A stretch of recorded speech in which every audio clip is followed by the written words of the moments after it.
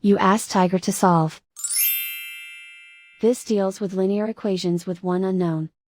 The final result is x equals -19/3. Let's solve it step by step.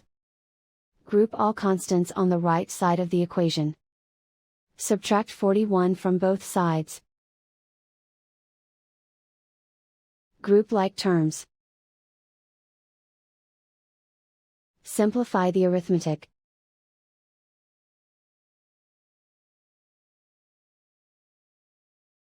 Isolate the x. Divide both sides by -3. Cancel out the negatives. Simplify the fraction. Move the negative sign from the denominator to the numerator. And so the final result is x equals -19/3.